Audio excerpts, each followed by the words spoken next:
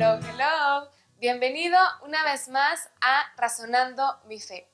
Yo soy Liz Franco y vamos a continuar este recorrido por el Antiguo Testamento, ahora ya con el último grupo de libros, según cómo se clasifican, que son los sapienciales. Como ya habíamos platicado, estos libros, su objetivo principal es enseñar, transmitir un conocimiento, más que contar una historia o dar un oráculo, como en el caso de los profetas. Aquí el objetivo es enseñar. Ya hablábamos de los proverbios, que son en su mayoría refranes, el libro de Job, que si bien pareciera que es una historia, la de Job, pero al ir meditando vemos que en realidad es una enseñanza de lo que vive Job. Y el día de hoy toca el turno al Eclesiastés. Cuidado, no vayas a hacer como yo y lo confundas con el eclesiástico. Ese es otro. Este es Eclesiastés. A lo mejor también en tu Biblia o en algún libro de liturgia te has podido encontrar con la palabra Coelet. Ajá, me quedé igual, está igual de complicado. Okay. Eclesiastés es el griego, Coelet es el hebreo y en español es predicador. El libro del predicador, así tal cual, pero pues ya nos encariñamos con el griego y con el hebreo y por eso se le conoce Eclesiastés o Coelet. ¿Quién escribió este libro? Se le atribuye al rey Salomón. Muchos de los libros sapienciales se le atribuyen a él porque él era un rey muy sabio. Entonces, como que era lo más fácil. Alguien que lo escribió dijo, soy el rey, y todos dijeron, pues es Salomón. De hecho, eso pasa con este libro. Si nos vamos al capítulo 1, encontramos que dice, yo, Coelet, he sido rey de Israel en Jerusalén. No habla de Salomón, pero menciona dos lugares, rey de Israel y en Jerusalén. Entonces tuvo que haber sido previo a la división del reino, porque si no, Israel ya está en el norte y Judá en el sur, sería rey de Judá en Jerusalén. Son los pequeños detalles en los que tenemos que fijarnos. Entonces esto nos habla antes de. ¿Quiénes reinaron antes? Saúl, David y Salomón. Y el rey sabio fue Salomón. Sin embargo, si seguimos leyendo el libro, la temática, el tipo de lenguaje que utiliza, es muy poco probable que lo haya escrito Salomón. Los biblistas, los teólogos, más bien sitúan este libro hacia el siglo III a.C., muchos siglos posterior a Salomón. Pero entonces, si no fue este rey, ¿quién fue?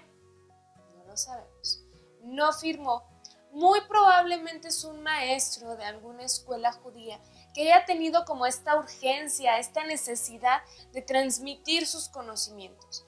Una persona sumamente culta, un judío sumamente preparado que quiere como dejar su legado para futuras generaciones. Este es el único libro sapiencial escrito 100% en prosa. La gran mayoría están en verso. Si tú lees un salmo, por ejemplo, son poemas, el cantar de los cantares.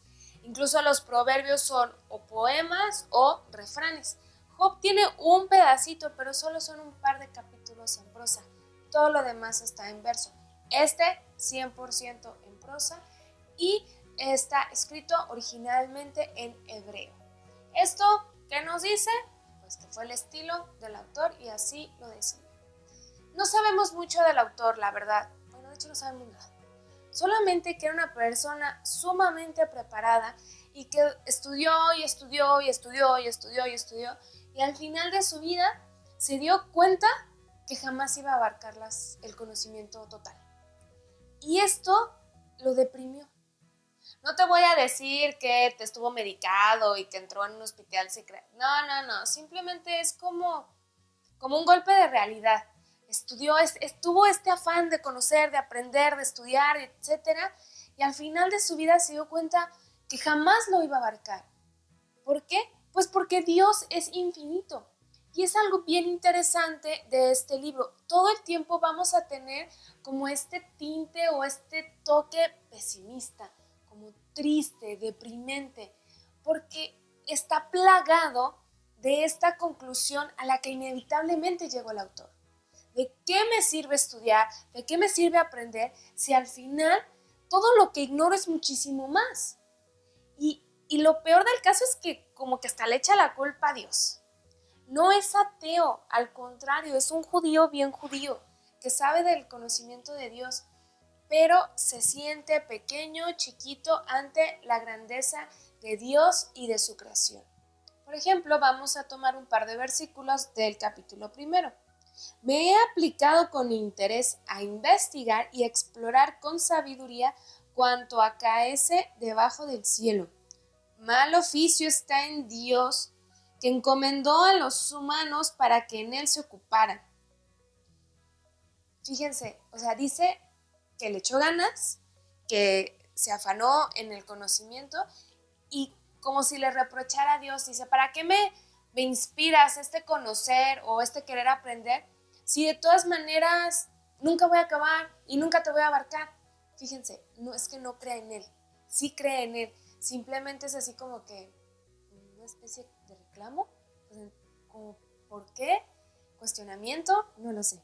Y dentro de estas conclusiones, aparte de llegar, de decir que jamás abarcaré a Dios, también llega a una conclusión pesimista, ya les dije que es el tinte del libro, que no importa lo que hagas, tu fin último será la muerte.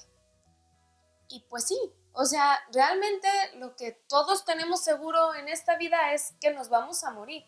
Tomemos otro extracto del libro.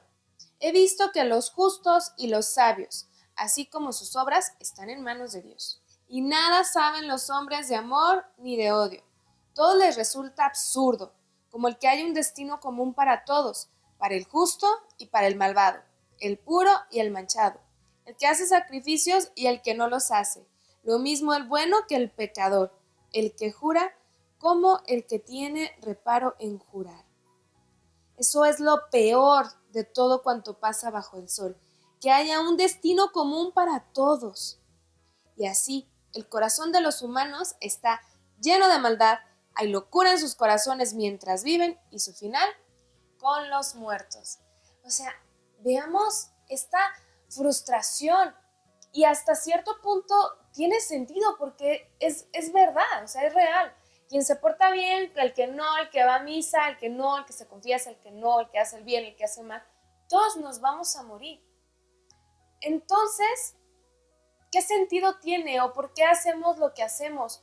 ¿O qué le faltó a este predicador? Porque si el libro está en la Biblia, nosotros estamos convencidos que esto es palabra inspirada. No vengo yo aquí a decir, oigan, rasuren este libro de la Biblia porque pues está muy triste y no va por ahí. Recordemos que a partir del Nuevo Testamento, toda la Biblia, desde el Génesis hasta el Apocalipsis, todos los 73 libros, se leen en clave cristocéntrica. ¿Qué quiero decir con esto? Tomemos como analogía, de hecho por eso es la clave, la música. Si tú ves un pentagrama, siempre, al principio tiene que estar una clave. La clave de sol, la clave de fa. ¿Por qué? Porque según la clave que esté, la bolita en la línea del pentagrama es la nota que significa. No va a ser lo mismo en la primera línea si está en sol o si está en fa al inicio. Cambia todo. De la misma manera la Sagrada Escritura. Así estemos leyendo el Génesis o el libro que ustedes me pongan, todo lo tenemos que leer a la luz de lo que Cristo nos reveló en el Evangelio. Y el Eclesiastés no es la excepción. Sí, es muy cierto que no importa lo que hagas, no importa cómo te portes, no importa nada, si es rico, pobre, chaparro, gordo, feo, guapo. Nos vamos a terminar muriendo, sí. Pero esto Cristo nos enseñó que no es el fin último, solo es un paso más. ¿Qué pasa después de la muerte? La resurrección. Él ya nos puso el ejemplo y es aquí donde entonces ahora sí agarra sentido. que si me porto bien, que si me porto mal, que si le echo ganitas, que si no. Y aparte, no nada más es como una transacción. Yo me porto bien, Dios me salva. No, no, no. La salvación ya está dada. Jesús ya murió por cada uno de nosotros, resucitó por todos, pero a mí un sacerdote me dijo una analogía buenísima. La salvación es como si te dieran un cheque a tu nombre, pero te lo dieron el viernes en la tarde. No lo puedes cambiar. ¿Qué tienes que hacer? Cuidarlo desde el viernes hasta el lunes. Ya es tuyo, está a tu nombre, pero todavía no lo puedes cambiar.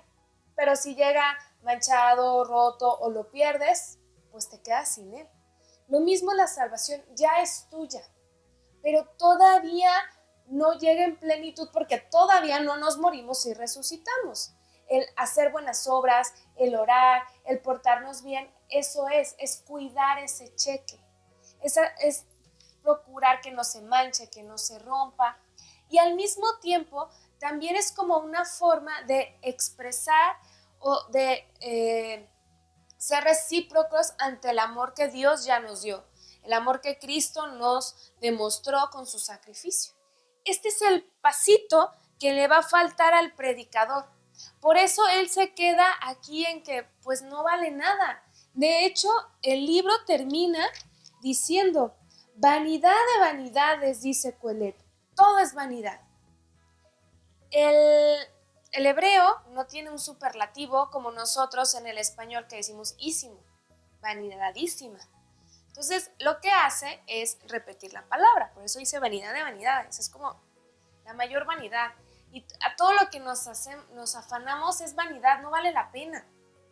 Todo vanidad, todo en esta vida es vanidad. Esta es la conclusión a la que va a llegar el predicador.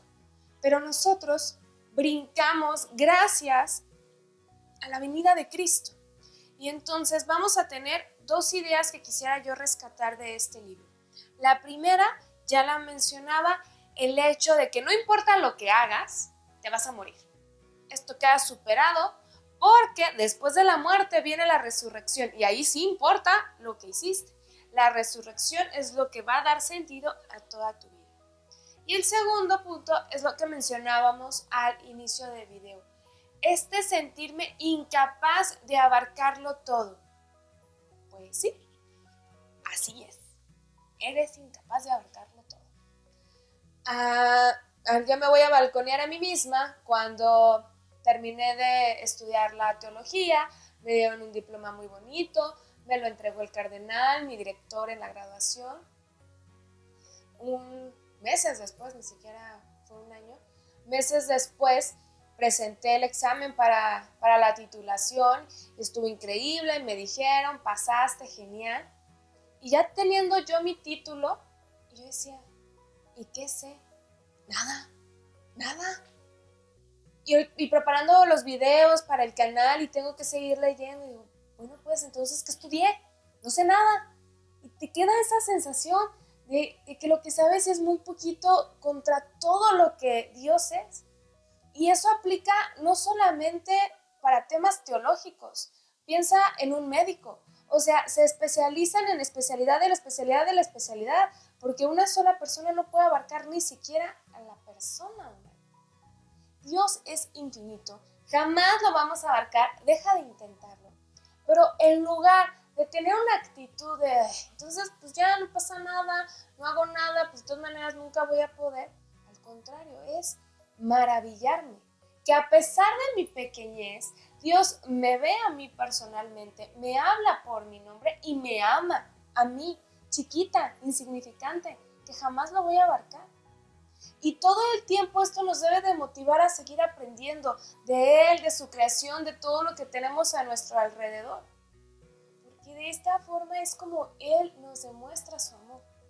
Hay un canto precioso que dice, me das el universo en un acto de amor. Él pone el universo completo a nuestros pies. Y no es que nosotros vayamos a pasearnos por todo el universo, no. Pero así de grande es su amor. Esta es la actitud que nosotros como cristianos, al leer este libro, a la luz del Nuevo Testamento, podemos sacar y podemos aprovechar y superar a Coelet. No se trata de sentirme chiquito y deprimirme, es sentirme chiquito y maravillarme que a pesar de mi pequeñez, Dios me ama. Y al saberme chiquito, no me queda otra más que confiar en Dios, abandonarme a su amor, abandonarme a su providencia. Al Quelet no le va a interesar, por ejemplo, como en Job, explicar por qué pasan las cosas. ¿Por qué los buenos les pasan cosas malas, los malos les pasan cosas buenas? No, él simplemente dice, pues Dios va a hacer lo que se le pegue a su gana y ya. Acéptalo, vive con ello. Y tiene toda la razón.